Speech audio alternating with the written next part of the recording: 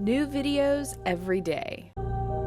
Life, wisdom, Psychetruth, massage. Hi everybody, this is Gregory Gorey with BodyworkMasters.com, and today we're going to be talking about topical analgesics and their role in pain management. The first thing we need to discuss is the pain spasm pain cycle. Pain spasm pain cycle basically states that when you have pain, whether that's tendinitis or arthritis or whatever else, that sends a signal into your brain. Your brain registers the pain signal, and its response is to spasm. Its response is to limit the motion, and that spasm then creates more pain, and there's a feedback loop that occurs. And what we're trying to do is interrupt that pain spasm pain cycle by sending in a different signal, and that leads into gate theory. Gate theory basically states that there's only so much information that your brain, that your nervous system is going to take in. So there's, say for instance, she had some tennis elbow, and it's irritated when she moves her wrist or elbow in certain motions. That's going to send a signal up into the brain. But if we can send other signals, if we can send a more dominant signal, hot, cold, for instance, then that is going to bombard the neuron that's responsible to relay that information to the brain, and we can interrupt that pain spasm pain cycle. So you can do hot or cold. The product that I've been using for the last 15 years is called Sombra, and they have both a hot and a cold gel. But I am going to use both, because we're going to,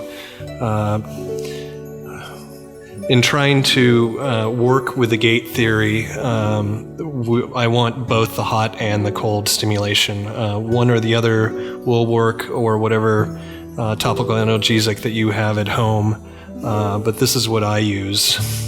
So we're going to come up, and we're going to go above the joint and below the joint, utilizing Hilton's Law. Hilton's Law states that the nerve that supplies the joint also supplies nervous conduction for the muscles, the skin, and the fascia that surround that joint. So I don't want to just be on that one spot. I want to be surrounding the entire joint, above it and below it, because we want to send the maximal signal into the nervous system. So we went up above it, again down beneath it. That was the warm gel. And again, it's not necessary to do both hot and cold, and some people will debate whether one is superior for one purpose or another. But for my money, I'm just trying to work with the gate theory. So I want maximum stimulation into the nervous system to override that pain signal. So when I'm working, I always do this at the very end, because you have to work this into the muscle. And when you're done, you're going to have menthol or camphor or capsaicin on your hands, and you aren't going to want to put that on your eyes, and you aren't going to want to spread it all over the body. You want it just in the places that you want it to be on. So this is a typical way that I end a session.